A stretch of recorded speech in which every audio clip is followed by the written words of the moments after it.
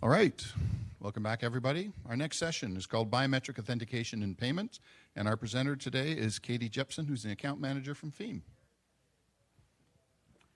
Thank you all very much for attending this afternoon. I appreciate your time. Thank you. So again, my name is Katie Jepson and I work with FEAM, and today I'll be speaking with you about biometric authentication and payment.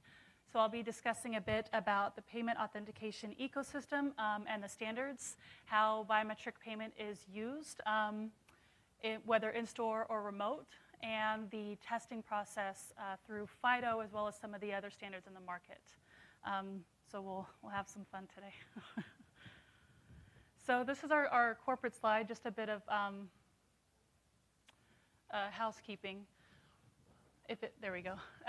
So FEAM, if you're not familiar, we're a global company. We provide consulting and technical advisory, as well as testing and certification for vendors and financial institutions within the payment community.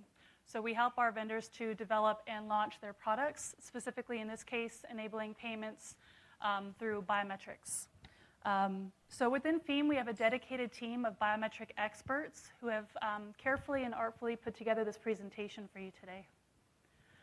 So this large picture of my face is letting you know that I'm your speaker today. My name, again, is Katie Jepson. I'm an account manager at FEAM. So I started with the company in 2015, and since that time, I've been working with vendors across different activities from banking, transit, 3DS, lab services, tools, and most recently, biometrics. As I mentioned, FEAM is a global company, so we work with customers worldwide. We have 9 global laboratories. Our headquarters are based in France, indicated by the giant purple bubble. We work with over 3,000 customers, and we also have numerous distributors that kind of help us reach our customers more closely to home. So here's our agenda for today. We'll be covering 3 topics: biometric payments and what it means, compliance with the industry standards, and biometrics evaluation evolvement. So where we've seen areas to improve the test process, referencing different field issues and different studies. So biometric payment, as I'm sure many of you in this room are aware at this point, just in case, biometric payment is a transaction method in which your biometric data is used to authenticate yourself in the transaction process. So it connects a user with their financial data, such as a bank or a credit card account. And this biometric data can be received through fingerprint, voice, iris, or fingerprint. So here what we're showing is the appetite in the market right now for biometric payments, referencing the new payment index published by MasterCard in 2021. So 41% of consumers plan to use biometric payment next year. And 61% of consumers are excited about the potential of biometric verification. So to break this down even further, we have 43% who are somewhat comfortable or very uncomfortable with the thought of biometric payment. We have another 25 who are kind of yes and no. We have 16% who are somewhat uncomfortable and another 16% who are very uncomfortable. But that could just be an unfamiliarity with the technology and the security behind it. So especially in some regions, we're seeing a slower adoption rate for new technology, so there's a lot of opportunity for education. Within the study, it also mentions how 71% of people expect to use cash less going forward, and 53% of consumers agree that biometric payment is secure. So I think what we've seen over the last few years is COVID significantly shifted how we as consumers choose to pay. There was an article in UN News where according to the UN trade and development experts, we saw that global e-commerce, so your online transactions, rose to 26.7 trillion fueled by COVID-19. So people started using their phones and their laptops to make online transactions because we lost the opportunity to shop in store. And now we're able to tailor more of the user experience online. And now that consumers are returning in store, they want to make their transactions without contact of cash or card. So if only half of consumers are using or considering biometric payment, there's a lot of room to grow, but we could see through these studies that people are excited about the new technologies that financial institutions and retailers want to provide. So I won't go too much in detail on these because we've kind of gone through ad nauseum the transaction process over the last few days. There's two main scenarios for biometric payment, the first of which is a card-present transaction. So in a non-biometric payment, a consumer presents their device, like a credit card, to the POS and authenticates it with either a PIN or signature, and then it follows the standard authorization process. When you introduce biometrics, the cardholder is using their identity to verify themselves. So it's acting as a strong authentication method. So we're also seeing here that biometrics can replace the payment instrument. We see this with Amazon Go stores where consumers can pay with their palm at the checkout. Or in more mature markets like China, they're using facial recognition at the checkout in store if they have a validated WeChat or Alipay account and associated bank account. So when we're implementing biometrics into payment authentication, in store or remote, there's multiple standards defined by many standardization bodies, such as FIDO or the global and domestic payment networks. So in this specific scenario, in an in-store payment, normally for a card-present transaction, the payment networks have defined the standards of this type of transaction flow. So with the introduction of biometric on card, for example, it's more of a mature technology. So MasterCard and Visa have developed their own sensor on card test program. In a card not present transaction, so when you're online, a consumer's in front of their PC or their phone, they are authenticating themselves differently. So we're seeing the main difference here is the 3DS flow that requires the additional authentication. So the message will go through the 3DS flow to authenticate the user, and then the authorization process follows a similar flow. So there's three main standardization bodies that are co-working in this type of scenario. We have the blue, our W3C. They've defined a standard web API for browsers and platforms to support a universal checkout experience and the FIDO authentication. Our green here is our 3D Secure, which is a protocol designed to be an additional security layer for online credit and debit card transactions. And of course, the FIDO indicated in yellow, where a relying party is using an API to connect to the authenticator. In this case, a USB key, a wearable, a phone, or a computer. So FIDO is more present in this flow because the authorization is key for this kind of purchase experience, because we need to make sure that the user is who they say they are. So FIDO has introduced a mechanism with a public and a private key. Each merchant and issuer that you go through has a dedicated key. In case this key is ever stolen online, it can't be used in other cases. So this key concept removes the password and provides another way to authenticate the user. And it's not necessarily for payment. When you log into Amazon or authenticate PayPal, this mechanism can be introduced. So it's a more secure structure. So we come to our next topic, which is to comply with the industry standards. So now that we know where we might want to exist in the transaction flow, we're going to have to test. So here we're kind of explaining about the value of testing for compliance, why it's necessary and why it matters. So we've broken it into four main topics. So to ensure trust and security, to recognize and prevent attacks and spoofs from imposters, and to protect the end user with a reliable solution. So it protects your brand and your product. Also, user satisfaction. So to maintain a stable and consistent performance under various usage scenarios and environments. So I'll touch on this a bit later about how we found that there's different environmental impacts that could affect the performance of the sensor. And differentiation to demonstrate the product quality. And to foster brand equity and stand out from the competition. And interoperability to ensure the solution's compatible with other modules when implemented in the final product or when supported in different implementations. Here we're showing the industry standards for a biometric solution. So we have ISO, of course, 19795, I'll touch on a bit later. NIST, FIDO, of course, which covers modalities like fingerprint, face, iris, voice, and others. The MasterCard networks, MasterCard and Visa I mentioned, who are working on a biometric sensor program, test program, and your more niche, like the Android biometrics testing and Windows Hello.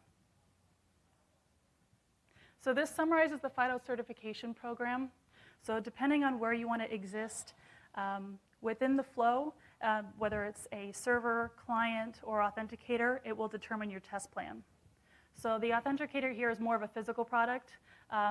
It might be a mobile or a USB key. So since there's hardware and software involved, it'll be used to authenticate the user. So we have the biometric component certification within accredited labs such as FEAM. And then you'll have the additional security testing as well. So there's different levels of the security tests that Dr. Ray touched on yesterday in her presentation. So we have level 1, which is more of your simple test and might require a direct test with FIDO. And the higher security levels will require the use of an additional approved security test lab. But there's different FIDO documents that you can reference to check the security requirements. So here's FEAM's testing services. We're very proud to have offer our customers different biometric evaluation opportunities through our accreditations with the different standardization bodies. So we can do a lot of tests. So we are approved as a FIDO biometric component test lab. We're also approved as an Android biometrics test lab, accredited with MasterCard for biometrics performance sensor on card.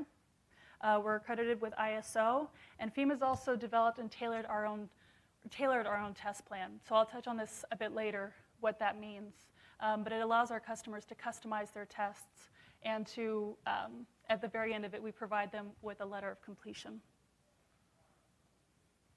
So during the biometric evaluation, there's 2 main components that are evaluated. So there's the performance measurement and the presentation attack detection, or your PAD testing. During the performance measurement, we're measuring the biometrics performance score of a product against a sample database collected from real people. So there's the initial enrollment, the failure to acquire, and the failure to enroll. And the test issues a verdict based on the FAR and FRR score, or your false acceptance rate and false rejection rate. During PAD testing, the aim is to measure the biometric security response of a product against a variety of presentation attack instruments, or your spoofs. So usually there's 3 levels defined based on the complexity of the spoof, and the test issues a verdict based on the imposter attack presentation acceptance rate. So at the end, the test will issue a verdict based on this score. So real subjects are required for the PI creation, the presentation attack instrument, and they're required to follow a specific distribution among gender and age. And in this third column here, we see the tailored testing I mentioned earlier. This can be interesting, especially if you're looking to have more results about your product. For the interoperability, we found some instances, and there's been some cases brought to FEAM where there are some issues with the biometrics card used in the field with some specific readers. There is an electrical disturbance, and there was a fallback to PIN, so the biometrics did not work. Sometimes it's an issue with the reader, sometimes it's an issue with the card, so FEAM has some tools to analyze this issue. Transaction time can be another interesting one. During the FIDO testing, there's no real requirement for the transaction time. If it takes 1 to 5 seconds, that's okay. Whereas the payment schemes generally prefer a faster transaction or authorization time, especially for contactless or in transit. So depending on the market where you want to launch your product, transaction time might be a good one to test. For physical durability, there's also been some cases brought to FEAM, some requests, to test if there's any impact on performance if the sensor is scratched in the field. So we're doing some scratch tests to see if it impacts the performance, and we're also doing some tests with chemicals to check that as well. And then for the environmental bias as well, we're using the climate chamber to check and see if we can monitor, control, and introduce various environmental conditions to test the sensor. And so I'll get into more of the environmental analysis in the next few slides. So here's our final topic, the biometric evaluation evolvement. So as I mentioned, we understand now what the standards are, what the tests are, but we'd like to see how we can evolve the test plan, taking into different issues and challenges that different standards or customers have found in the field. So we've brought it to 2 topics, environmental bias and the synthesized database. So in the ISO 19795 standard, it discusses that there's a list of many factors that can affect the performance of a product like humidity. So FEMA's biometric experts have done a concrete study with 6 different environmental conditions on FEMA's climate chamber, where 3 products were evaluated, and it shows that of the 3 products tested, some of them had bad behavior in specific environmental conditions. So the reason we're doing this study is that it's important to forecast the product's behavior when it will be introduced to specific conditions, like if it'll be deployed in Singapore or other areas with high humidity, where the performance could decrease and the user would have a negative experience. So the next steps would be to simulate with AI different environmental conditions in order to reproduce the condition without having multiple runs in the climate chamber. So meaning we would use one environment in the climate chamber and then use AI to reproduce 6 or even more environmental conditions. Because during phyto testing, we're checking first where the product would be deployed and then testing based on that information. And so if the product is planned for global use, it's not necessarily possible to reproduce all the environmental conditions.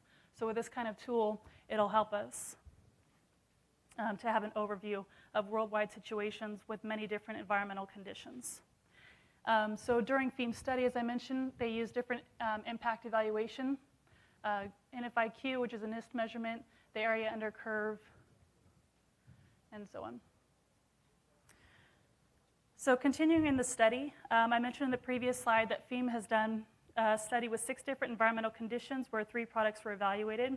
So we see the results shown in the 2 charts here. It shows that there's a dependence of the product's performance based on the environmental condition. So of the 3 products evaluated, some of the products tested were more resistant to humidity conditions. So with this type of testing, we can have an idea of the risk for security and the impact on the user experience when used in dry or humid condition. So the curves show that with different environments, you won't have the same curve. You have one product on the left and one on the right, and when compared, we saw that one of the metrics was very bad compared to the other. So this is something FEMA can do. So really what the issue here is that the fingerprint recognition from a matching point of view when the environmental condition changes from the initial enrollment. And finally, we get to the synthesized database. So we want to remove personal data if possible to create some synthesized database for facial or fingerprint recognition. So where we can have different fingerprints generated that are not linked to real individuals.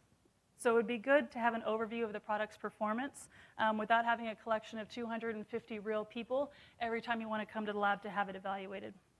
So currently the question is the accuracy of the test. So while FEMA's working on it today to tune it to have results similar to a real collection, we can use this potentially for debug or QA at the beginning when a customer comes to the lab. We have one vendor, for example, had to request it a run 4 or 5 times, where we brought in a group of 100 people 4 or 5 times to help the vendor each time to tune the product during debug to make it work better. So we want to suggest a synthesized database, at least for a debug phase, and then continue to a real collection for the certification. So another use case of the synthesized database is for facial recognition. So when testing different ethnicities or ancestries, we found that there were some products that were showing bias for specific ethnicities. So the performance of the product was bad. So it's difficult as a lab to bring in 20 or 50 people with specific ethnicities or ancestries. So it can be difficult to gather this. And with the synthesized database, we could reproduce many different kinds of facial images and ethnicities to check and see if there is some bias. So this is under research for the moment. And finally, we have a QR code. So if you scan this now, I'll receive all of your financial information. Just kidding. Just kidding. If you scan it, it'll bring you to FEMA's website. So you'll learn more about what FEMA can offer, our services, training academies, test tools, more about our biometrics. You can reach out directly to our biometrics team to learn more about this progress. And you also have my email here in blue, if you can read it. So if you want to reach out to me, I'm happy to connect you with our biometrics team to answer any of your questions. So thank you all very much again. I appreciate your time. Thank you, Katie.